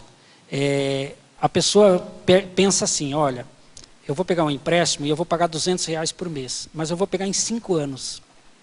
Primeiro, quando ela vai pegar esse empréstimo, já tem toda uma abordagem emocional com a pessoa. E ela acaba pegando aquele empréstimo, mas ela não avalia que nesse espaço de tempo pode acontecer outras situações que ela vai se comprometer. Então ela só percebe o dinheiro que ela vai pegar, mas não percebe que tem... E, normalmente esses contratos atualmente já são difíceis de serem revisados. Uma letra miudíssima, né? Que a gente não entende nada. Está cheio de cláusulas ali que às vezes até a gente tem dificuldade para compreender, não que a gente seja melhor do que ninguém, mas estudou um pouquinho a mais, né? Então, assim, essa inobservância, né, das cláusulas contratuais vai gerar um prejuízo. E aí, às vezes, você vai ver que tem muitos casos lá, né, que nós temos, que a pessoa paga até 3 vezes mais do que ela pegou. 4 vezes mais. Eu estou acompanhando um caso que está mais ou menos assim. Terrível. Parafatologia, página 12, 2ª linha. Poderia falar sobre as manipulações energéticas anticosmoéticas? Poderia se dar medidas profiláticas para não se cair no canto da sereia? Bom, a medida profilática, dentre... Você deu aqui algumas que tem a higiene consciencial. Até tem um curso aqui no CAEC, que eu e a Tânia já fizemos. É um curso que ele te dá bastante técnicas de medidas profiláticas aí quanto a essas manipulações energéticas. Bom, essa manipulação energética anticosmoética é aquela pessoa que, ainda que ela não tenha o conhecimento de energias e tudo mais, mas ela, através da fala, da conversa dela, da sedução que ela aplica, ela acaba causando um bloqueio mental na pessoa e acaba fazendo essa manipulação de energias. Às vezes até chega até numa sugação que a pessoa fica até desconhecida, né, muitas vezes, entende? Foi mais nesse sentido que eu coloquei. E Parafatologia, página 12, 4ª linha. Poderia explicitar sobre o estudo das manipulações sociais, podendo ocasionar autorretrocognições, e se teria algum auto ou hétero exemplo que poderia comentar conosco? Eu já falei dessa situação. Eu venho de um passado bastante envolvido com a questão militarista e com a questão religiosa, né? Então, eu tenho assim uma casuística que eu voltei, né, nessa vida, eu fui tanto no seminário quanto no exército, né? Só que assim, por exemplo, eu tive as retrocognições, principalmente da área militar, que eu era um militar bem carrasco. Bem carrasco. E o que acontece? Nesta vida, eu tive uma postura diferente dentro das Forças Armadas. Eu tive mais uma posição de defesa das pessoas. Então, assim, eu poderia ter entrado na manipulação ali do canto da sereia e continuar com a mesma prática, mas por um determinado período até eu assim, fui na onda, mas chegou um determinado período ali, depois dos 15 anos, que eu vi que eu estava indo pelo caminho errado. E aí eu reformulei aquilo. Então, criamos com muitos colegas a nível de Brasil situações, por exemplo, até 1997 não existia o contraditório ampla defesa na apuração das transgressões disciplinares. E muitas pessoas em diversos pontos do Brasil começaram a impetrar habeas corpus. Mas o artigo 142 da Constituição diz que não cabe habeas corpus nas transgressões disciplinares, né? E o que ocorre? Isso não é uma norma absoluta, é uma norma relativa. Se tiver vício de forma no momento da aplicação, ela pode ser questionada. Então, muitas pessoas fizeram isso a nível de Brasil e criou-se uma mentalidade de que hoje é possível. Agora, não são todos os casos, né? Então, assim, eu poderia ter continuado ali naquela situação, repetindo outras situações anteriores, né? Mas nesta vida, eu tive esse start e mudei o meu posicionamento. O curso intermissivo faz a gente mudar muito, né? Vivo o curso intermissivo e uma ressoma também é bem significativa. Ao verbetógrafo, Ivan, cuidado com a diferença de marketing multinível e pirâmide. A pirâmide, em geral, não existe... na pirâmide dela deve estar dizendo, na pirâmide em geral não existe um produto, mas um serviço, e não é palpável. O marketing multinível é uma estrutura enxuta, com os devidos registros nos órgãos legais, e em geral tem produtos. Exemplo, Herbalife. Sim, eu me apenas, ela citou alguém, apenas como registro para não ficar tudo junto. Pirâmide é crime. Multinível é um novo sistema de negócio e, pelos economistas, está sendo considerado o futuro nas relações comerciais. Pode comentar. Não, eu respeito a opinião, né? E eu acho que tem fundamento, mas assim, um acaba se misturando com o outro, mas isso é a minha posição. Mas respeito a opinião da pessoa. Você foi claro, né, o tempo todo que é a sua opinião, né? Respeito a opinião da pessoa, mas para mim um se confunde com o outro, né? Apesar de que eu falei disso, por que alguns... porque ele tem um produto. Você falou. Né? É porque ela escreveu antes um pouco de você comentar. Tá. Isso, né? Então um oferece o produto e esse realmente... Tanto é que não tem nada, se você pesquisar não tem nada, principalmente dessa empresa. Mas de qualquer maneira não deixa de ser um canto de sereia, porque aquilo te incentiva a gastar, né? E tem um detalhe aí por trás disso, que tem um comportamento aí, que é o que? A ganância. Porque o incentivo que se dá é que você vai ganhar dinheiro e você vai ficar rico. E a gente vê que não são todos, são alguns. Alguns realmente ganham dinheiro. Outros ficam ali, mas é um meio de viver. São as escolhas. Aí, quanto à escolha, é de cada um, né? Ivan, só colaborando aí com o nosso colega aí que colocou aí, eu já participei tanto da Herbalife como é melhor evitar falar o nome, mas vamos lá. Só falando porque isso aí não deixa de ser um atrativo que vira um open scene só de ganha-ganha e de seduzir, uma sedução, que cada vez mais as pessoas vão se entrando nisso aí e colocando outras pessoas nisso aí. Não é nada palpável, eu só estou contando a minha experiência, que eu passei por essa experiência. E quem procurar ver realmente a fundo vai ver que é uma coisa que não se dá o critério de envolver com isso. Só isso. A gente não está falando de uma instituição específica, está falando do processo em si, do processo geral, né? Exatamente. Parabéns, Ivan, pelo verbete, pelo exemplarismo na liderança aglutinadora no voluntariado.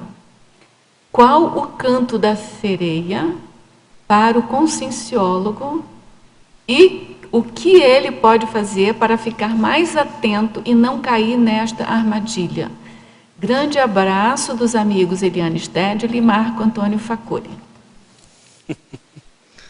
São a nossa epicã lá um abraço para eles também. E obrigado pelo apoio. Bom, como é que é? Ela pergunta qual o canto da sereia para o conscienciólogo e o que ele pode fazer para ficar mais atento e não cair nesta armadilha. Bom, qual o canto da sereia? Talvez um canto da sereia a gente pode ver aqui, ó. Eu achava interessante quando eu vim aqui, o professor Valdo, quando ele estava presente, isso aqui era praticamente cheio. E hoje, se não fosse o grupo de Cascavel, estaria vazio. Será que nós não estamos caindo no canto da sereia? Será que nós não estamos, não vínhamos aqui só porque o professor Valdo estava aqui? Esse aqui é um ambiente para um debate lúcido, né, entende? E hoje a gente vê isso aqui vazio. Então, será que não é um canto da sereia? Às vezes as pessoas vinham aqui seduzidas, será que não? Pela presença do professor Valdo. Ele não está mais aqui, agora é com nós, é com cada um. Inclusive, eu vou copiar aqui a professora Eliane. Ela falou um dia lá para nós, agora é com nós. Vamos lá, gente, cada um dá o seu exemplarismo. Vamos lá, cada um faz a sua parte. Entende? Então, eu acho que é isso, é você perceber até que ponto eu não estou caindo no assédio. Né? Até que ponto eu... por exemplo, tem um verbete, posicionamento de esquiva. Até que ponto eu não estou tendo um posicionamento de esquiva e não estou caindo no canto da sereia? Você diz o canto da sereia no sentido da pessoa se interessar só pelo benefício próprio, né? E não pela contribuição grupal e de sustentabilidade da Max Proex grupal. Né? E aí a segunda parte são as medidas profiláticas, né? De a pessoa fazer a retilinearidade pensênica, né? Substituição dos patopensenes pelos ortopensenes, né? Os pensamentos retilíneos o tempo todo, né? Professor Ivan, mitologia, página 14, poderia discorrer sobre sua pesquisa acerca dos 3 primeiros itens, as influências mitológicas baratrosféricas milenares, o mito da sereia, os mitos dos deuses greco-romanos? Obrigada pelo verbete e parabéns pela pesquisa. Eu sei que você já falou alguma coisa, mas foi logo no início da tertúlia. Você poderia fazer uma síntese agora. Tá? Eu vou tentar responder pelo mito, né? Porque o mito acho que já sintetiza tudo. Então, o mito é o quê? É uma fantasia, né? Criada para tentar explicar um fenômeno ou um acontecimento, né? E o que ele causa nas pessoas? Ele era muito usado, então, o medo, né?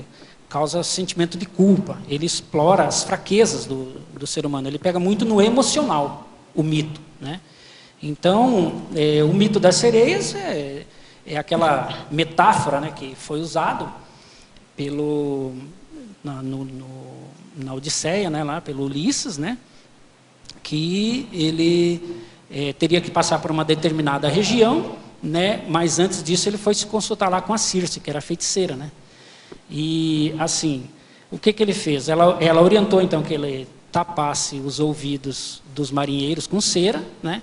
E que, se ele quisesse ouvir, ele teria que ficar muito bem amarrado.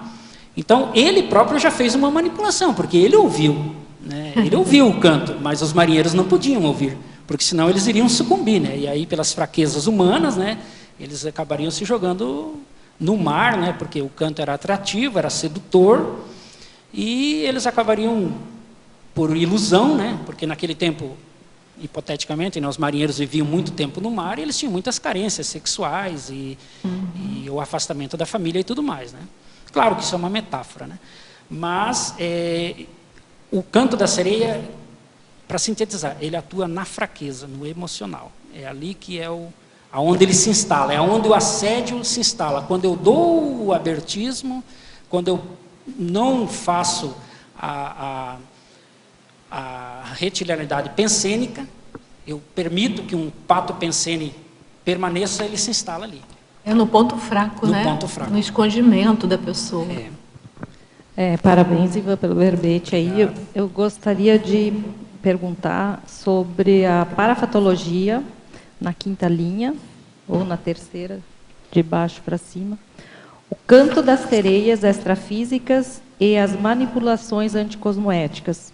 Eu gostaria de saber se você identificou na escrita, durante a escrita do verbete, ou nesse processo todo, assim, alguma experiência vivenciada, ou, enfim, alguma coisa que você tenha percebido para nos contar. Sim. Inclusive, na própria escrita do verbete, vem muitas ideias, né? Principalmente se tratando do canto da sereia, né? E, assim, eu sempre tive que ter muita cautela de saber o que colocar, porque ideias vinham aos montes, né? E, assim, muitas delas até, não diria anticosmoéticas, mas não eram adequadas, né? Então, você tem que estar atento até que ponto o insight que te vem não é uma manipulação, né? Porque é fato, pelo menos eu, da minha experiência pessoal, eu já sinto, eu tenho uma sinalética de quando é assédio e quando não é. Então, quando começa a me doer a nuca, Você já sabe. eu já percebo, opa, aqui o chakra nucal, né? Eu já me anteno, opa, tem alguma coisa, né? Agora, se eu percebo que vem alguma coisa no fronto, eu já fico mais tranquilo. Fica alerta de novo. Alerta também, de novo, mas já fica mais tranquilo. Né? Aham. Então, é isso, é você estar atento, porque a manipulação extrafísica existe, só não entende quem não quer. Você percebeu o processo de amparo em tudo isso, então? Percebi muito, nossa, às vezes, quando eu estava escrevendo o verbete, tem uma aula lá da professora Dulce Dal, que é o Self-Brainstorming, né? Muito bacana aquela aula. E assim, eu andava com um caderninho do lado no carro. Então, às vezes eu estava indo e vinha um insight, eu já estacionava o carro, escrevia ali e vamos em frente. Então, muito insight, bastante amparo. Na verdade, o sistema EAD da verbetografia, ele já proporciona isso, né? Porque você tem insight direto com os professores, você trata de direto, tem a aula online de correção. Então, ele já promove todo esse amparo aí, físico e extrafísico, né?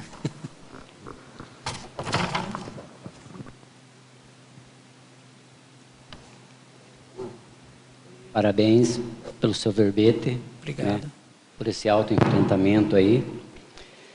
E eu gostaria, assim, que você colocasse só para a gente, assim, como que você deu a Conscienciologia para você, em que momento que você buscou ela na sua vida, como é que você se identificou com as ideias e que você veio buscar isso para você.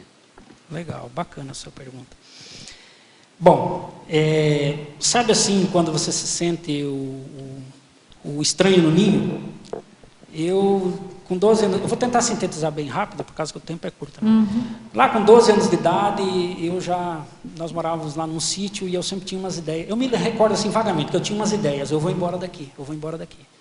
Beleza, um dia passou os padres lá, me levaram para o seminário. Você foi para o seminário para sair de casa, né? Lá com 14 anos mais ou menos, não me recordo exatamente.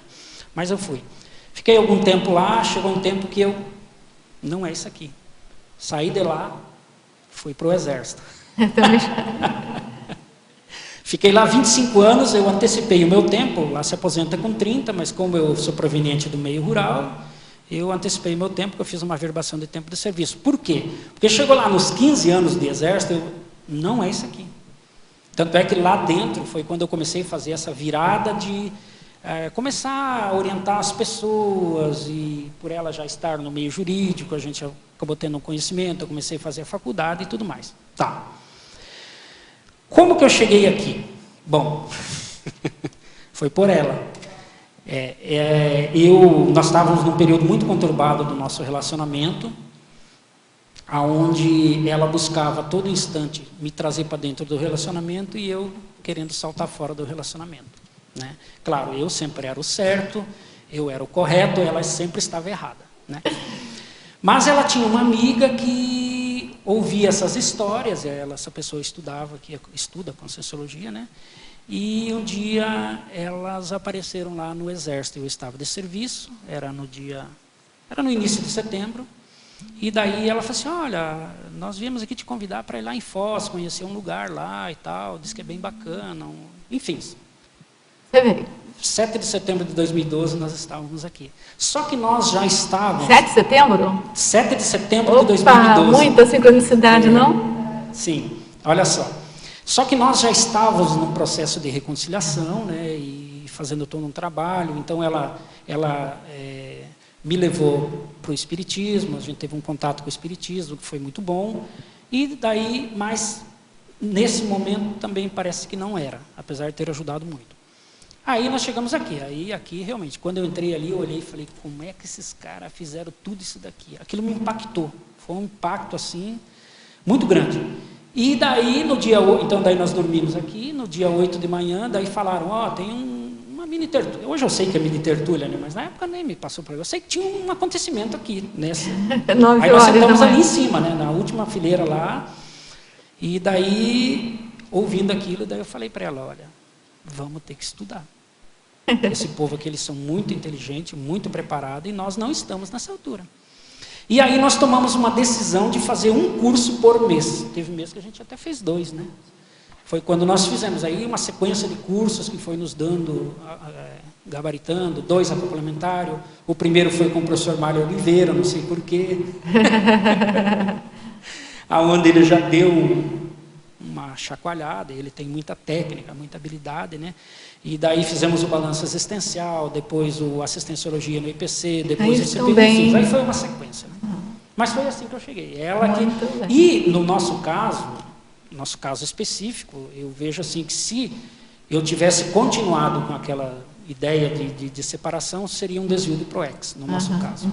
Hoje nós temos muito bem claro isso. Já fica claro, só da gente ver o grupo aqui, já fica claro. Deixa ela primeiro.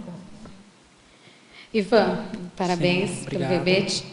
Você, ainda na página 15, em profilaxia, você citou algumas medidas e você falou evitar o pato quincene. Ainda para mim, eu gostaria até que você fosse mais claro, você falou da transparência das intenções, mas para você, de todas essas medidas profiláxicas, qual foi a mais eficaz? Assim, o que foi o motor que fez com que você saísse disso que parecia um desvio da PROEXIS para vir e hoje estar aqui apresentando o verbete? Bom, eu e a Tânia, acho que chegamos no consenso que é a vontade. Para mim, a vontade sempre foi... Eu até li o livro da Dulce Dal, que chama-se Vontade. Um livro muito bom, eu tenho ele. Então, assim, foi a vontade e o abertismo, né? Mas a vontade foi o maior. Não, eu vou lá, eu vou mudar, eu vou me reciclar, vamos trabalhar junto. Aí foi onde nós estudamos a dupla evolutiva, né? E começamos a aplicar as técnicas da dupla evolutiva. E, assim, eu acho que a vontade foi determinante. Agora, essa vontade eu sempre tive em muitas coisas que eu fiz, em todas, né? Mas umas mais, outras menos. Mas aqui, realmente, foi a vontade que foi o propulsor para promover essas... É uma vontade qualificada, né? Qualificada pela cosmoética e pela evolução, né? Tudo bem? É para cima, pode... Oi, Ivan, parabéns. Obrigado. Você sabe que eu não faço parte da Conscienciologia, mas que eu estou aqui para te parabenizar e para poder... Ah, mas você já é só ter paciência.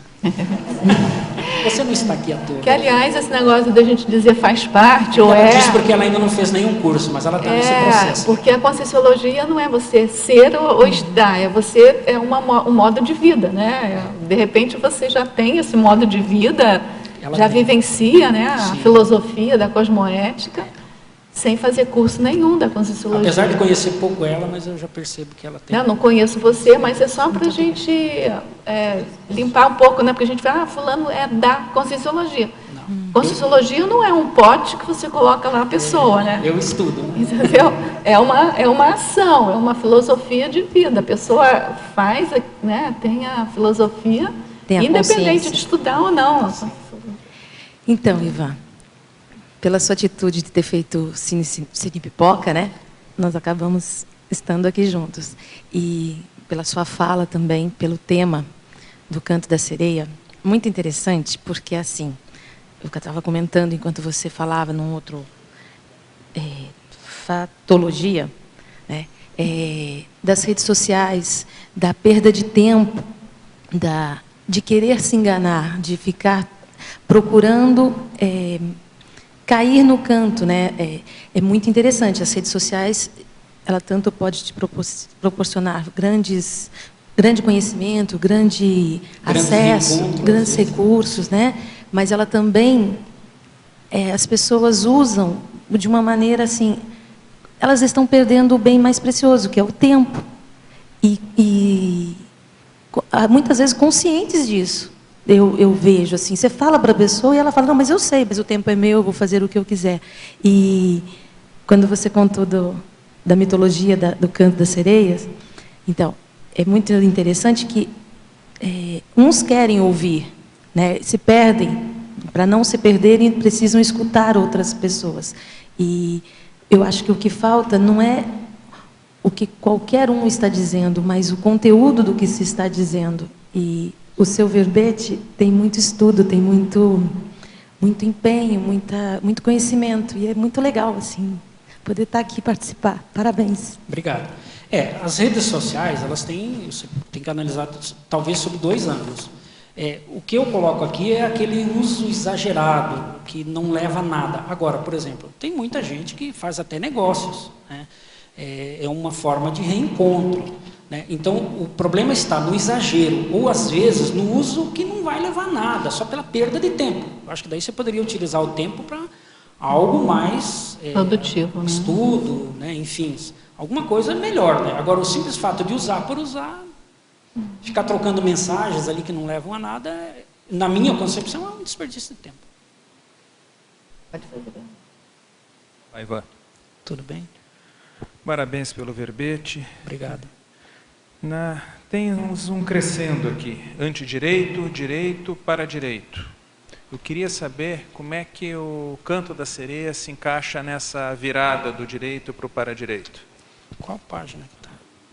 É no Crescendologia. Página 13. O que é o antidireito? É o injusto, o incorreto, o contra a lei, né? E eu coloquei nesse sentido, né? E o direito, atualmente, ele é um gerenciamento de conflitos, né? E o para-direito, ele está mais ligado à mega-fraternidade, né? Tá? Então, assim, aonde que o Canto da Sereia, ele entra aqui? É que você pode ficar repetindo essas práticas de antidireito, né? Ou você pode adotar a postura de, pelo menos, de gerenciamento de conflito, que é o direito, né? Uma visão mais simplista, né? Claro. Agora, você pode optar pelo para-direito, né? Que daí é promover, além dos acertos, as reconciliações, né? Entende? Então, assim, na nossa prática lá, a gente tenta fazer, às vezes, as reconciliações, e muitas vezes ocorrem situações em que a pessoa chega lá com uma determinada situação e acaba se resolvendo. Agora, isso também tem que ter muito critério e cautela. Tem que saber respeitar o momento de cada um, né? Entende? Mas foi mais ou menos nesse sentido que eu coloquei. Tudo bem? Por favor. Parafatologia, 4ª linha. O estudo das manipulações sociais podendo ocasionar autorretrocognições. Você pode expandir? Isso aqui eu já falei, mas vamos lá. Assim, se você começar a estudar os acontecimentos, vou dar uma nova versão, já que eu já dei uma, mas também é na mesma linha de sentido, de raciocínio. Se você começar a estudar todas as manipulações que existem, veja se você não se encaixa nisso, né? E se você começar a estudar e investir um pouco em técnicas de retrocognições, pode ser que você vai ver que você já fez parte de alguma situação daquela ali. Né? Alguma situação aí que está acontecendo. E principalmente, né, às vezes a pessoa está envolvida num meio, numa profissão, numa atividade que ela já fez antes. Né? Aí vai muito do estudo pessoal de cada um, da pesquisa pessoal. Né? Entende? No meu caso, foi que as autorretrocognições me levaram a um passadão que eu decidi nessa vida mudar, fazer a virada. Né? Parabéns, Ivan. Eu queria perguntar a respeito do canto da sereia na área do militarismo. Né? A gente sabe que muitos jovens morrem nas guerras, seduzidos, né, pelo trabalho, né? Porque na intrafisicologia a gente tem que viver, e às vezes é uma forma de você arranjar um lugar para se sustentar dignamente, mas muita gente acaba sendo manipulado para ir para uma área extremamente complicada. Né? Como é que você vê isso aí? Bom, a questão do militarismo tem muito também a questão seguinte, o dever de ofício. Né? Agora, é uma escolha estar lá. Entende? É uma escolha. Agora, dentro desse dever de ofício, você tem coisas que você vai ter que fazer. Senão você salta fora.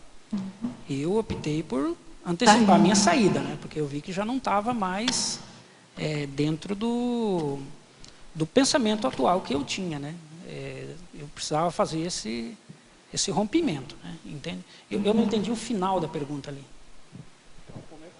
Por exemplo, como é que o jovem, por exemplo, que está numa situação buscando emprego, eu estou perguntando isso até no meu caso pessoal, né? Eu tenho uma hipótese que eu dessomei como militar na última vida, e que isso me trouxe uma melex, né? E que no processo da ressoma me dificultou entrar no eixo, né? A Conscienciologia realmente ajudou muito, né? O ensino formal não foi suficiente para me dar conhecimento, sabedoria, uma orientação de vida mais lúcida.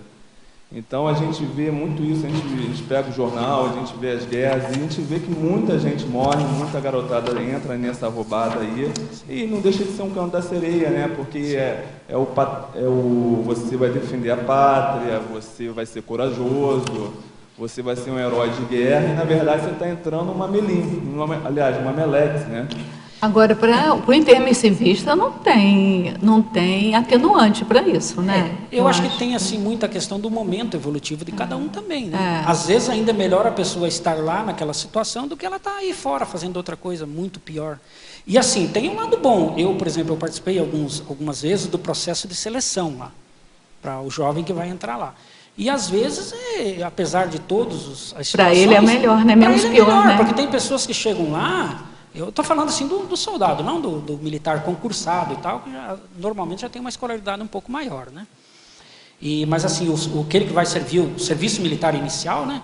Ele às vezes é um diferencial na vida dele. E, às vezes ele entra lá e ele tem um monte de condutas assim bem patológicas e ele melhora muito. Então tem um lado bom também. Eu acho assim, não dá para a gente generalizar que tudo tem uma finalidade, né? E talvez no momento evolutivo dele aquilo ainda seja bom. Não sei, eu estou falando para ele em específico, porque parece, você reconhece que você tem curso intermissivo? Eu reconheço que eu já venho estudando esse processo, já passei pelo processo da filosofia, da educação, né? E oscilando, né? Eu acho que o militarismo ele tem um lado bom da disciplina e faz parte do nosso contexto da Terra, né? Mas ele tem um lado, ele tem, como chama, aquele efeito, ele tem um efeito colateral muito arriscado. É porque depende da pessoa, é isso que ele está falando. É porque você é intermissivista, tem retrocognição da sua última dessoma, então você já está meio que vacinado. Então, talvez, a gente não pode afirmar nada. Você tem que fazer uma autorreflexão e ver que é um outro caminho que você tem um detalhe, que assumir. Ali tem o deslumbramento pelo poder, né? Que ali você tem um poder. Mas por exemplo, lá eu fui cabo. O cabo, ele comanda 4 homens. Mas é um deslumbramento pelo poder. Mas comanda, né?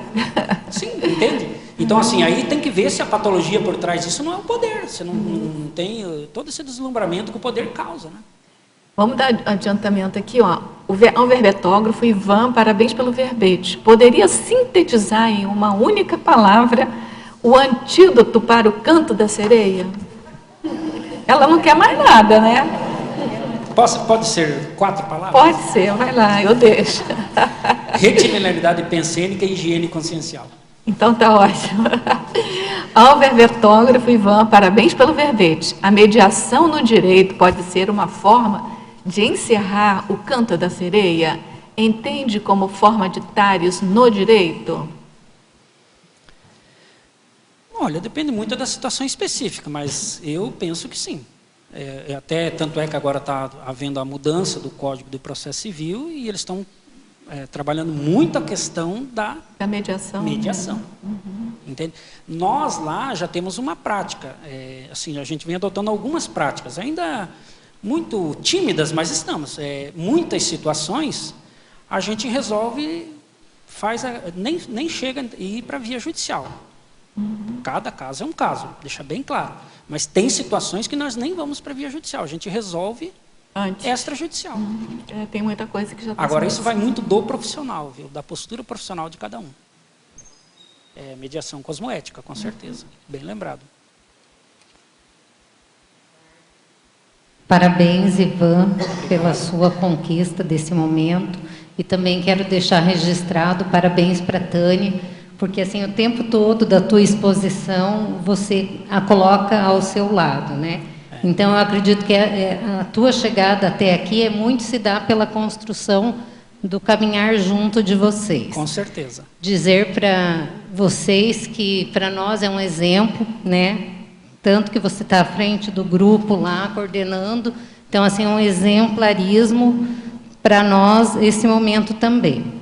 Dentro da profilaxia, você colocou lá a autopesquisa lúcida. É o 8º item lá. Deixa eu chegar na lá. página 15. Ah, tá, obrigada.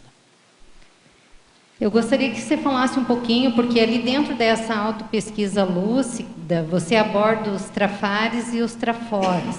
Então, assim, o que você deixaria para nós como exemplo de trafores que você sedimentou nesse teu comportamento para evitar o canto da sereia? Olha, de trafores, vontade e autodeterminação. Eu acho que são a busca constante pelo saber, né, pelo melhorar, pelo reciclar, né? E, bom, trafares eu tenho muitos ainda a serem superados, mas eu acho que eu já superei alguns. Eu acho que, por exemplo, um trafar que eu superei era a falta de abertismo. Eu tinha muita falta de abertismo. E, assim, a Tânia me ajudou muito nisso. Ela é uma amparadora intrafísica. E ela me ajudou muito. Ela teve muita paciência, muita competência para fazer isso, né? E eu estou nesse caminho, né? Eu quero continuar caminhando. Eu quero continuar dando exemplo. Agradeço ao grupo de Cascavel que tem me proporcionado essa possibilidade de reciclar. É muito importante a chegada de cada um, o posicionamento de cada um, o empenho de cada um. Isso é muito importante para nós, como grupo, né? Como conjunto, né? O professor Ivan, para a fotologia, página 12, 4ª linha, poderia citar alguma experiência pessoal sobre o estudo das manipulações sociais, podendo ocasionar autorretrocognições? Essa pergunta está bem interessante, né? Acho que é a 4ª vez já, né? Pois é. É a recorde aí. A pessoa vê se ela se encaixa, né, dentro do que ela vive, do conceito, da atual realidade dela, né? O que ela está vivendo tem a ver já com vidas passadas ou não? Ou ela não está repetindo situações? Agora, a autorretrocognição, ela tem um detalhe. A pessoa tem que investir também, porque senão talvez ela não vai ter. Né? Se a pessoa não investir, não tiver o esforço dela, o empenho dela, ler literaturas adequadas, é que nem projeção. Eu, agora que estou lendo Projeções da Consciência, né? Estou terminando, porque eu sempre entendi que eu tinha outras coisas a estudar, né? E, então, assim, você vai ter projeção se você investir, se você decidir fazer a escolha de investir naquilo. As autorretrocognições também é diferente. Não adianta a pessoa querer ter autorretrocognições e não estudar sobre aquela matéria, não procurar entender o que é isso, quais são os mecanismos que desencadeiam. Então vai muito à vontade, o esforço pessoal de cada um. Tem um paradoxo da página 13, poderia expandir, por exemplo, a gente tem pouco tempo, tá? Tem 1 minutinho. O paradoxo de a consciência poder acreditar na própria mentira. Você pode falar alguma coisa? E aí a gente encerra. Tem gente que mente tanto que ele acredita que ele está certo. Tem gente que mente tanto que ele acredita que ele está certo. É um paradoxo, né? É um paradoxo. É um paradoxo. Então tá ótimo. A gente agradece muitíssimo a presença de todos vocês, principalmente a participação aqui. Eu posso fazer um agradecimento rapidinho? Pode. Eu quero agradecer toda a equipe da Verbetografia que me proporcionou essa... Até a Priscila me mandou outro dia uma mensagem. A Priscila é uma voluntária nossa, que o professor Valdo disse que quando a gente faz um verbete, a gente faz um desassédio evolutivo. Evolutivo, é verdade. Então eu quero agradecer a toda a equipe da Verbetografia, a professora Nina Rosa, que teve muita paciência em me orientar na revisão, né? Agradecer a Tânia, a minha família, a minha sogra, que também contribuiu muito, a Dona Maria, os meus pais que me deram a oportunidade de vir nessa vida, e todos os meus amigos que estão aqui, o meu grupo evolutivo, que me fizeram uma surpresa muito grande, e eu sou muito grato a eles, porque estamos no caminho juntos, né? No que eu puder dar de exemplo, vamos lá, e eu vejo muitos exemplos deles, que é um propulsor para mim continuar andando, né? Então, a gente aguarda então os próximos verbetes seus, né? Porque a gente, né, a melhor forma de agradecer, né, é fazendo mais verbetes. E para você ter uma ideia, como é importante o princípio do exemplarismo pessoal, né? Nós temos aqui uma pessoa de Cascavel que, pelo que eu estou sabendo, já está inscrito nesse Verbetografia que está. E os que quiserem, eu acho que ainda há tempo, né? Dá tempo, dá para se sim. inscrever, né? Porque a matéria está toda lá na plataforma, é só baixar, né? Dá tempo sim. A gente começou agora quinta-feira. E eu me coloco à disposição dos que precisarem, dentro da minha experiência, ajudar. Então tá ótimo. Então estão todos convidados, né? A gente agradece muitíssimo a sua participação aqui. Guarda novos verbetes seus, tá certo? A gente agradece muitíssimo também a presença de todos vocês. A presença do virtual, né, de todos os teletertulianos. Sim, com certeza. Porque são vocês participando aqui com as energias e os teletertulianos com as perguntas, e vocês também com as perguntas, que vão movimentando aqui o nosso debate, né, diário junto do verbetógrafo do dia. E, em função disso, a gente convida vocês a participarem diariamente conosco aqui das tertúlias, seja presencial, seja virtual. Diariamente a gente tem tertúlia de 12h30, 2h30 da tarde. Se vocês estiverem lá em Cascavel, podem enviar perguntas, mas a gente conta com a presença de todos vocês diariamente aqui. Então a gente agradece mais uma vez e a gente passa então para os nossos comerciais. Obrigado. Boa tarde. As pontuações da tertúlia de hoje são 56 assinaturas no livro de presença, 10 perguntas presenciais, 28 perguntas online. Temos 5 recados. Sebastião, fotopalestra da Intercons. Guilherme, acoplamentário para a pedagogia. Adriana, curso Leitura Lúcida. Keiko, programa Verbetografia. Cláudio Monteiro, curso Cátaros. Ok, boa tarde a todos. Convido você para participar da atividade gratuita Fotopalestra da Intercons, Intercâmbio Conscienciológico Internacional, que ocorrerá no próximo sábado, dia 5 de março, às 18 horas, no auditório do Discernimento. Nesse dia da fotopalestra serão apresentados 4 países, ou seja, 4 intercambistas, no caso 3 intercambistas, a Rosária, o Ior e o Ulisses, visitaram 4 países e eles vão apresentar, em termos de fotos, a vivência, as experiências pessoais de cada um. São os países Israel, Rússia, Alemanha e Canadá. Então, convido vocês, próximo sábado, 18 horas, no Discernimento. Obrigado. Boa tarde. Convido a todos todos os interessados para o próximo acoplamentário, temática Parapedagogia, que ocorrerá no segundo final de semana do mês de março, dias 12 e 13, com o Epicom Rui Bueno. Chamo a atenção para a condição especial deste acoplamentário, que ocorrerá apenas no sábado e domingo, facilitando a participação para quem não tem disponibilidade nas sextas-feiras. O curso, sem pré-requisito, é para o desenvolvimento do parapsiquismo, mais especificadamente clarividência e acoplamento energético, vinculados à parapedagogia, a temática do curso. Inscrições e informações na recepção do CAEC, telefone DDD 45, número 3525-2652. Muito obrigado. Boa tarde. Você quer se transformar no escritor tarístico? Para isso, nada mais do que ler, né? Ler com criticidade, ler com tecnologia, ter técnicas para ler diversas áreas do saber. Por isso, o CAEC convida vocês para o curso Leitura Lúcida. É um curso em módulos, com 4 módulos, que pode ser feito totalmente presencial aqui no CAEC ou totalmente à distância. Esse curso, além dos encontros, né, que a gente vai ter, 4 módulos que também vão ser transmitidos online, a gente vai disponibilizar 26 aulas do estilo TED, aulas sobre técnica de leitura, como ler em diferentes idiomas, leitura de dicionários, né, e uma entrevista com o professor Valdo Vieira sobre leitura lúcida. O curso começa agora dia 6 de março, domingo que vem. Maiores informações no CAEC, 045-3525-2652, ou por e-mail, caec@caec.org. Obrigada. Boa tarde. O programa Verbetografia do primeiro semestre de 2016, no formato EAD, totalmente à distância, já começou na quinta-feira passada, mas ainda está aceitando inscrições até a próxima quinta-feira, dia 3 de março de 2016, à tarde. Por isso, a Enciclosapiens, em parceria com o CAEC, convida todos os tertulianos e teletertulianos interessados em participar da Enciclopédia da Conscienciologia a se inscreverem ainda nesta turma.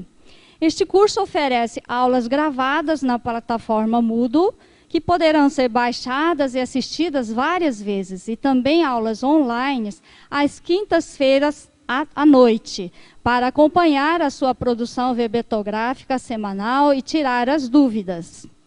A exemplo do nosso neoverbetógrafo de hoje, né, o professor Ivan Somariva, conseguindo acompanhar as aulas, né, ao concluir o programa, você estará com seu verbete praticamente pronto para enviar para revisão. Então, não perca essa oportunidade. Então, essa turma do EAD começou dia 25 de fevereiro e vai até dia 19 de maio. As aulas, então, online acontecem às quintas-feiras à noite, das 19h30 às 21h30. Para quem mora em Foz e região, poderá fazer a outra turma, que é semipresencial. Começa no dia 8 de março e vai até 31 de junho. Dessa turma, as aulas acontecem presencialmente às terças-feiras à noite, aqui na sala ali, a sala 4, né, ao lado da Enciclosapiens, das 19h30 até às 21h30. Realizem as inscrições na recepção do CAEC ou por telefone 3525-2652 ou por e-mail caec@caec.org.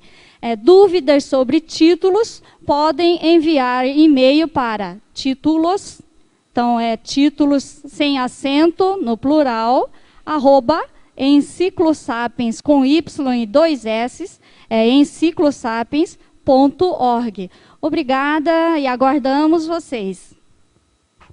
Olá, depois dessa excelente tertúlia do professor Ivan, falando sobre vários temas, nós estamos convidando aqui vocês para o curso Cátaros, promovido pela ACIP, Associação Internacional de Parapsiquismo Interassistencial. O professor Ivan falou muito da questão das retrocognições. Esse curso Cátaros fala do processo da dissidência religiosa, do histórico dos cátaros. Quem dá o curso vai ser o professor João Ricardo Schneider, é um engenheiro, mas ele estudou esse tema de forma autodidata.